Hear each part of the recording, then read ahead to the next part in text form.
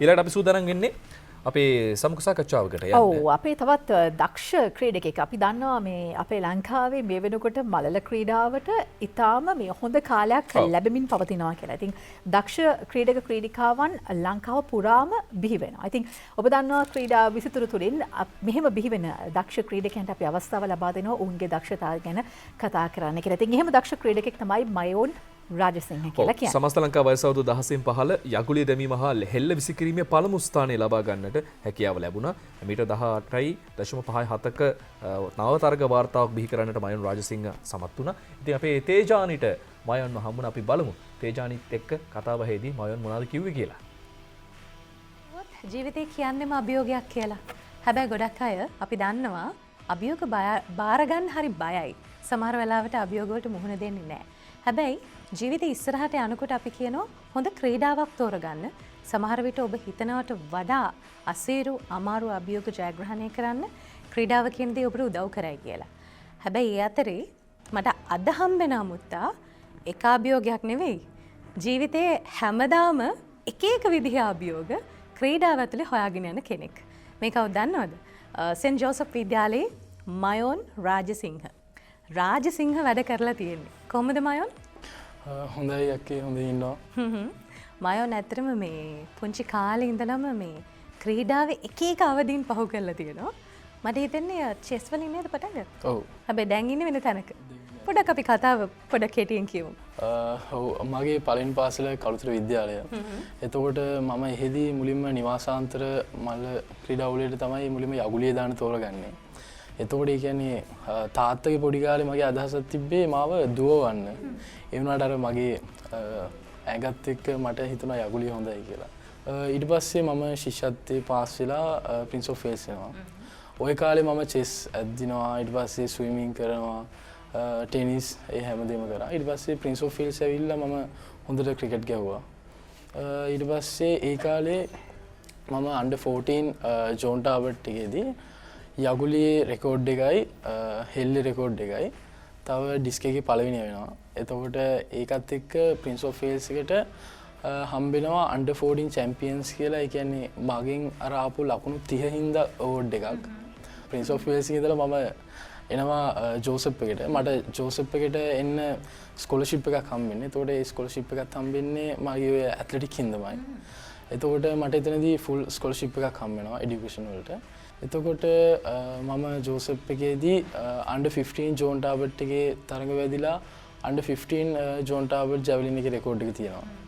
ඊට පස්සේ අන්ඩර් 16 එකට ආවට පස්සේ මම අන්ඩර් 16 එකේ තමයි මගේ දැනට හොඳම පර්ෆෝමන්ස්. එතකොට මම කලාපෙදිම ඕන්ලයින් රෙකෝඩ් එක බ්‍රේක් කරනවා. ඒ කියන්නේ ඕන්ලයින් රෙකෝඩ් එක තිබ්බේ 16:20යි.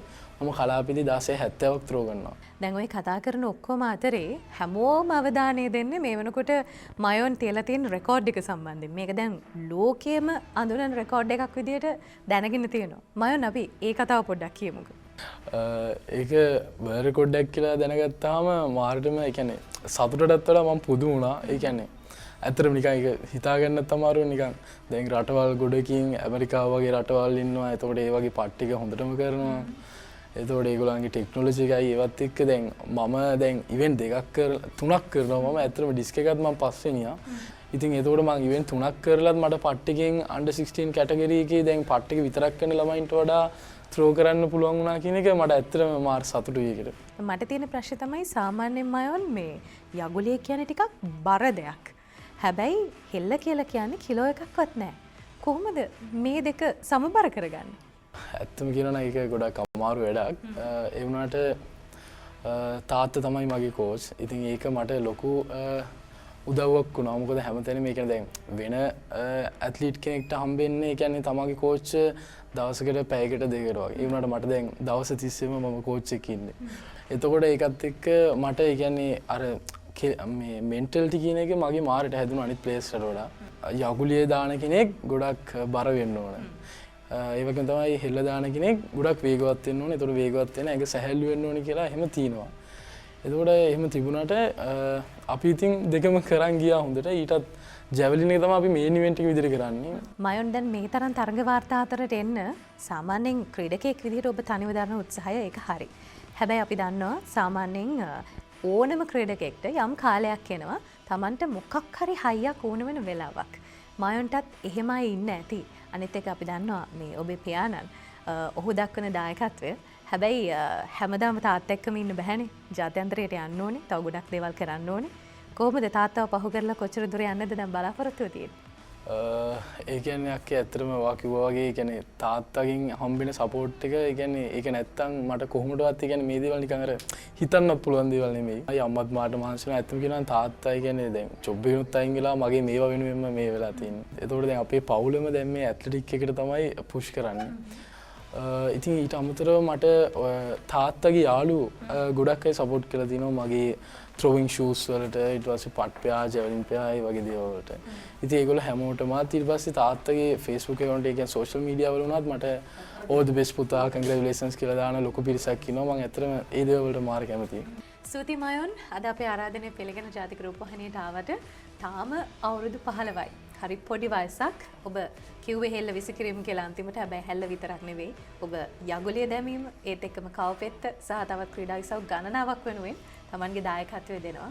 අපිට ප්‍රශ්නයක් නෑ ඔබ කරන්නේ මොන ක්‍රීඩාවද කියන එක. අවසානයේදී වෙන්නේ රටේ නම ලෝක ඉදිරියේ බැබලෙන එක. ඒකයි වෙන්න ඕනේ. කරන හැමදේම හරියටම කරන්න. ඉතින් මයොන් වෙනුවෙන් මේ තරම් උනන්දුවෙන් මයොන් ලොකු දේවල් කරන්න උත්සාහ කරනකොට අඩු වයසකදී මයොන්ට උදව් කරන්න කවුරුහරි කැමැත්තෙන් ඉන්නවනම් මයොනුත් ඒ උදව්ව බොහොම ආදරෙන් ගෞරවයෙන් බාර ගන්න බලාපොරොත්තු වෙමින් ඉන්නවා. එhmenan මේ වගේ තවත් බොහෝ දක්ෂයෝ එක්ක අපි කතා කරන්න ක්‍රීඩා විස්තර තුලින් බලාපොරොත්තු වෙනවා. බොහොම ස්තුතියි.